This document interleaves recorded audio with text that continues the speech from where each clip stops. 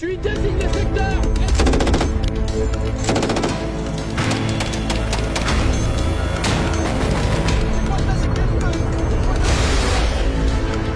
Depuis plus d'un siècle, toutes les guerres, les conflits auxquels participe la France sont filmés et photographiés.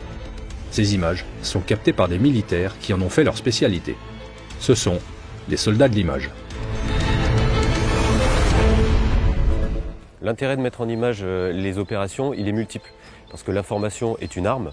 La guerre des images et la lutte contre la désinformation est un véritable combat que mène l'armée de terre de front avec ses équipes images. Ensuite, parce que le commandement a besoin de visuels complémentaires sur les opérations pour conduire au mieux les actions de la force. Et aussi, ces images font partie de notre patrimoine. Elles sont conservées à des fins de devoir de mémoire et elles peuvent également être utilisées dans un contexte juridique. Et enfin, et majoritairement, pour informer les Français sur les actions menées par leur armée, que ce soit sur le territoire national comme à l'extérieur. Les soldats de l'image sont avant tout des soldats. Et comme tous ceux de l'armée de terre, ils ont une spécialité, en l'occurrence ici c'est l'image, donc on va retrouver des photographes, des caméramans ou des rédacteurs. Comme tous les militaires de l'armée de terre, ces soldats sont régulièrement projetés en opération extérieure. Pour ceux prévus sur un départ dans l'année, ils effectuent entre autres une préparation opérationnelle d'une durée de 3 semaines. Les participants à cette préparation sont des opérateurs du CIRPATER, mais pas que, puisqu'on va aller chercher des officiers communication en régiment qui ont vocation à être projetés en opération en tant que chef d'équipe image. Et donc on va les intégrer naturellement avec nous dans notre préparation opérationnelle. Durant ces quelques semaines, de jour comme de nuit, les activités s'enchaînent à un rythme soutenu. Alors le programme de ce stage est assez simple et pourtant assez varié. Alors il est assez simple parce qu'on retravaille tous les fondamentaux du soldat, c'est-à-dire de la marche, du tir, du sport, des parcours d'audace, tout ce que le soldat doit avoir dans son fond de sac pour aller en opération. Et puis en même temps, on va sur notre spécialité qui est la vidéo, la photo, l'écriture journalistique. Et on va mélanger tout ça et au fur et à mesure, on fait un peu monter le rythme et on commence à aller vers des rythmes de travail très soutenus. Parmi les différentes activités, le combat en zone urbaine et la menace nucléaire, radiologique, biologique et chimique. Et là ça. L'objectif était de leur donner un minimum de gestuels de manière ensuite à pouvoir basculer sur la phase de reconnaissance d'une habitation.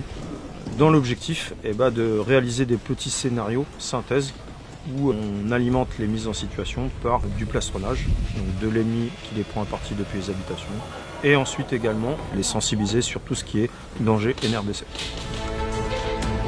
Les équipes images sont le plus souvent formées de seulement 3 personnes. L'entente, la cohésion et la complicité sont des facteurs clés afin de réussir au mieux la mission.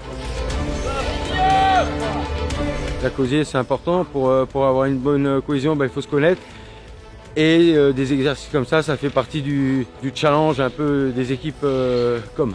Je pense que tout le monde a appris quelque chose sur ces différents ateliers. La preuve, ce matin, tout le monde est passé à l'asperge et à la gouttière. Et donc ça a permis que certaines personnes peut-être un peu plus calmes ou plus réservées ont réussi à sortir un petit peu de son cocon et grâce à la cohésion, ça a amené le groupe à partir vers l'avant. Ces préparations opérationnelles sont primordiales avant un départ en opération. Lors de ces quelques mois à l'étranger, des phases très intenses les attendent. La fatigue et le stress s'accumuleront au fil des jours. Alors l'objectif ultime de ce stage, c'est que les personnels soient prêts à être projetés en opération. Et pour pouvoir le projeter en opération et avoir cette certitude, il faut qu'on les pousse à aller dans leurs limites. Donc le stage, c'est de pousser les équipiers images à atteindre cette zone de fatigue et de stress dans laquelle ils vont être en opération et qui, c'est une zone difficile et dans laquelle ils vont devoir travailler. Donc nous, on essaye de s'en rapprocher le plus possible.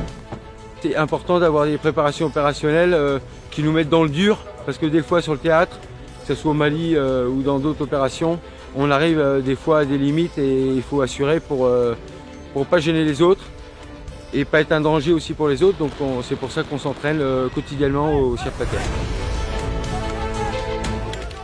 Les soldats d'image sont peu nombreux dans l'armée de terre. Ils sont répartis dans 5 centres. Metz, Lyon, Rennes, Nîmes et Saint-Mexan-l'École et sont commandés par le CIRPATER à Paris. Les prérequis pour devenir soldat de l'image sont avoir l'aptitude OPEX, avoir des capacités d'adaptation, être ouvert d'esprit, avoir un bon niveau physique, être disponible et avoir l'esprit d'équipe. Formés, entraînés, aguerris, ils sont présents sur tous les théâtres d'opérations extérieures, déployés lors de toutes les crises nationales ou internationales, afin de témoigner de l'action quotidienne de l'armée de terre.